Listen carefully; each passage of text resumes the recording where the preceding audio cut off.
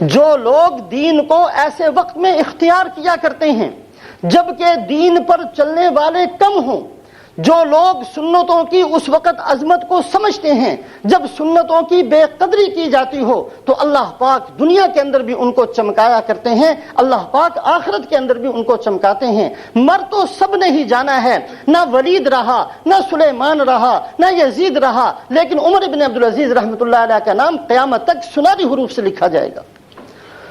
اس کے بعد زمانہ آتا ہے امام مالک رحمۃ اللہ علیہ کا۔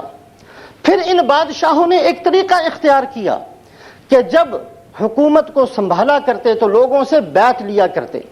بعض دفعہ لوگ سامنے کہتے جی ٹھیک ہے ہم آپ کا ساتھ دیں گے، بعد میں مکر جایا کرتے۔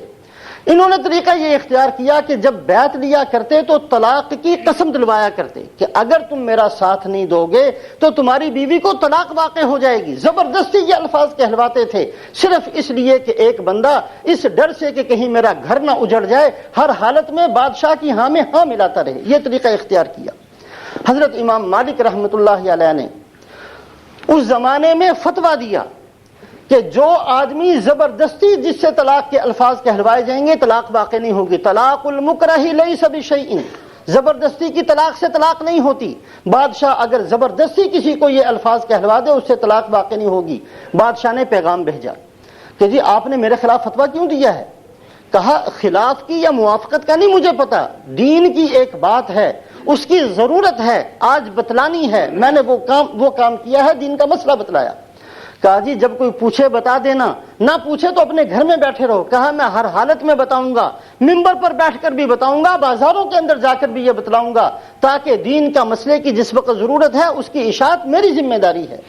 اس نے کہا اچھا پھر آپ بادشاہوں کو جانتے نہیں ہو۔ بہت زیادہ سزائیں دینی شروع کی، کسی گھوڑے یا گدھے پر سوار کر کے سارے شہر کا چکر لگوایا اور پیچھے سے جو ہے وہ کوڑے پڑتے تھے۔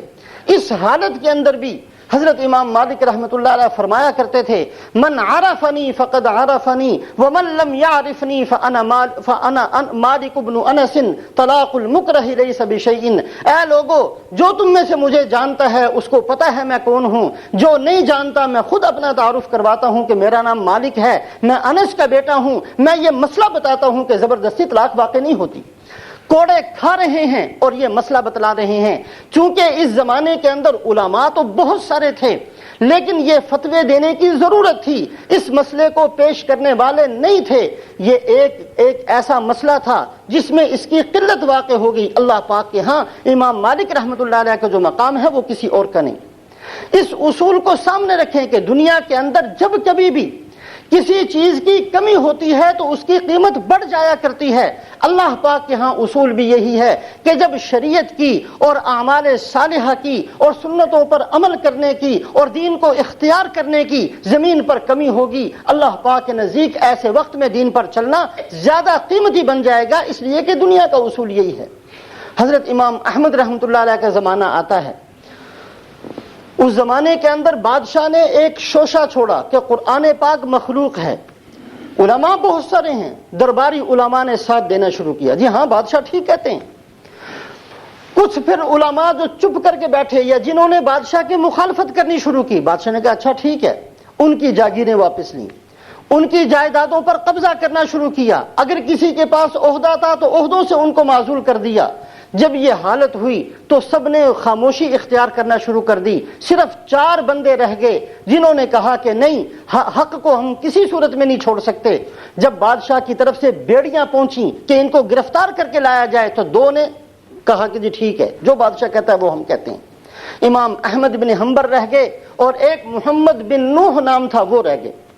ان دونوں کو گھسیٹتے ہوئے ہاتھوں میں اور پاؤں میں بیڑیاں ڈال کر بادشاہ کے لوگ ان کو گھسیٹتے ہوئے جب لے کر آ رہے تھے، اسی حالت میں محمد ابن نوح کا بھی انتقال ہو گیا۔ بادشاہ کے دربار میں پہنچے ہیں تو صرف امام احمد ابن حنبل رحمۃ اللہ علیہ ہیں۔ اس حالت میں چونکہ اب اس مسئلے کو بتلانے والا پوری دنیا میں کوئی نہیں ہے، اللہ پاک نے جو مقام دیا ہے حضرت امام احمد ابن حنبل رحمۃ اللہ علیہ کو، وہ کسی اور کا مقام نہیں۔ حضرت امام شافعی رحمۃ اللہ علیہ نے اس مسئلے سے پہلے، ابھی یہ واقعہ پیش نہیں آیا تھا، امام شافعی رحمۃ اللہ علیہ بھی 4 اماموں میں سے بڑے امام ہیں، انہوں نے ایک خواب دیکھا۔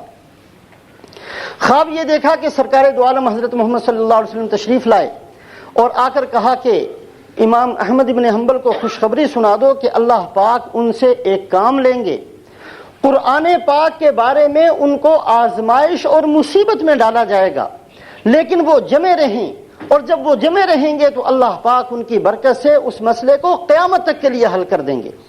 حضرت امام شافعی رحمۃ اللہ علیہ نے اپنے ایک شاگرد ربیع ابن سلیمان کو کہا کہ جاؤ یہ خوشخبری سنا کر امام احمد بن حنبل کے پاس جاؤ۔ امام شافعی مصر میں ہیں، امام احمد بن حنبل ملک شام کے اندر ہیں، خوشخبری سنانے والا ملک شام پہنچتا ہے اور جا کر امام احمد بن حنبل رحمۃ اللہ علیہ کو وہ جو خوشخبری کا خط لکھا تھا وہ جا کر دیا۔ امام صاحب نے کھول کر پڑھا، امام شافعی رحمۃ اللہ علیہ کا خواب اس میں سارا لکھا ہوا تھا۔ کہا کہ اچھا یہ میری خوش قسمتی کہ مجھ سے دین کا کام لیا جائے گا۔ امام احمد بن حنبل کی آنکھوں میں آنسو آ گئے اور خوشی کے اندر اپنا کرتا اتار کر اس خوشخبری سنانے والے کو دے دیا۔ یہ مسنون طریقہ ہے کہ جو آدمی خوشخبری سنائے اس کو کچھ نہ کچھ ہدیہ دینا چاہیے، کچھ تھا نہیں، کرتا اتار کر ان کو دے دیا۔ یہ بندہ کرتا لے کر امام شافعی رحمۃ اللہ علیہ کے پاس پہنچا۔ امام شافعی رحمۃ اللہ نے فرمایا تم نے خط دیا؟ کہا دیا۔ کہا خط کو کیا کیا؟ کہا جی خط کو پڑھا۔ جب اس بات کو پڑھا ہے تو فوری طور پر اپنا کرتا اتار کر دیا۔ کہا کہ اچھا یہ امام احمد بن حنبل ہی کا مقام ہے، کوئی اور ہوتا تو یہ بات سن کر کہ اچھا مجھے مصیبت میں ڈالا جائے گا چیخنا چلانا شروع کر دیتا۔ امام احمد بن حنبل رحمۃ اللہ علیہ نے اس کو سعادت سمجھا، اس کو خوشخبری سمجھا، اس لیے کہ اللہ پاک اگر کسی سے دین کا کام لے لیں یہ اس کی سعادت ہے۔ یہ تو بالکل ایسے ہے جیسے بادشاہ کسی کو اپنا نوکر رکھ لے تو بادشاہ پر احسان نہیں جتلانا چاہیے کہ جی میں آپ کی خدمت کرتا ہوں، بادشاہ کی خدمت کرنے والے تو بہت ہیں، یہ بادشاہ کا احسان ہے کہ اس نے آپ کو ملازمت دی اور آپ کو اپنی ملازمت کے اندر رکھا، یہ بادشاہ کا احسان ہوا کرتا ہے۔ امام احمد بن حنبل رحمۃ اللہ علیہ نے اللہ کا احسان سمجھا، وہ کرتا اس کو دے دیا کہ بہت بڑی خوشخبری سنائی ہے۔ امام شافعی رحمۃ اللہ علیہ کے پاس یہ کرتا پہنچا، کہا اس کو پانی کے اندر تر کر کے وہ پانی رکھ لیا جائے، اور اس پانی کو اپنے چہرے پر ملتے تھے اور فرماتے تھے کہ شاید میری بخشش اس پانی کی وجہ سے ہو جائے، یہ ایسے آدمی کا کرتا ہے۔ تو میرے محترم بزرگوں اور دوستوں، جس زمانے کے اندر بھی کسی چیز کی کمی ہو جایا کرتی ہے، کسی چیز کی قلت واقع ہو جایا کرتی ہے، اللہ کے ہاں اس چیز کی عظمت بڑھ جایا کرتی ہے۔ دنیا کے اندر بھی یہی اصول ہے، جب کہیں کسی اللہ کے نیک بندے نے ایسے وقت میں دین کو اختیار کیا اور ایسے وقت میں امت کی صحیح رہنمائی کی جبکہ سارے دوسرے انسان اپنی دنیا کی مختصر زندگی کو سامنے رکھ کر ہٹ جایا کرتے ہیں، تو اللہ پاک نے ان کے مقام اور مرتبے کو بہت اونچا کیا۔ اس زمانے میں علماء بہت سارے تھے، لاکھوں کے حساب سے تھے، لیکن کسی کو وہ مقام اور مرتبہ نہیں مل سکا جو اس بندے کو ملا ہے جس نے کوڑے کھائے ہیں اور حق کی بات کو کہا ہے، امام احمد بن حنبل رحمۃ اللہ علیہ کو۔ اور حضرت امام احمد بن حنبل رحمۃ اللہ علیہ فرمایا کرتے تھے اس وقت میں جب کہ علماء آ کر سمجھاتے ہیں کہ جی آپ کو کیا مصیبت پڑی ہے بادشاہ کی مخالفت کرنے کی، آپ خاموشی اختیار کر جائیں، آپ اپنے گھر میں بیٹھ جائیں، بادشاہ خوش ہو جائے گا، بہت کچھ آپ کو ملے گا۔ یہ جب مجمع موجود تھا تو امام احمد بن حنبل رحمۃ اللہ علیہ فرمایا کرتے تھے ہمارا اور تمہارا فیصلہ ہمارے جنازے کریں گے۔ اور جب امام احمد بن حنبل رحمۃ اللہ علیہ کا انتقال ہوا ہے اس زمانے کے اندر، جبکہ خبر پہنچانے کا کوئی جدید طریقہ نہیں تھا، اس زمانے کے اندر امام احمد بن حنبل رحمۃ اللہ علیہ کی نماز جنازہ میں 8 لاکھ مرد اور 60,000 عورتوں نے شرکت کی۔ 8 لاکھ مرد، حج کے اندر اتنا مجمع ہوتا ہے، 8 لاکھ مرد اور 60,000 عورتیں ان کے نماز جنازہ میں شریک ہوئی ہیں، جبکہ خبر پہنچانے کا کوئی طریقہ نہیں تھا، اور اس کے اندر 18,000 یہودی مسلمان ہوئے صرف نماز جنازہ کو دیکھ کر۔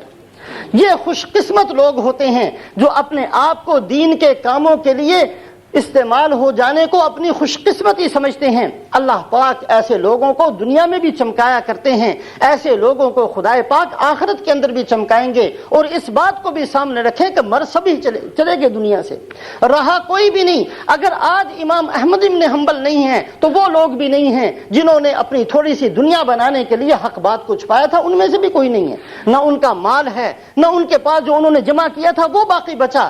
دنیا سے چلے تو سب نے ہی جانا ہے، لیکن اللہ یہ دیکھتے ہیں کہ کون کیا کر کے ہمارے پاس پہنچا ہے۔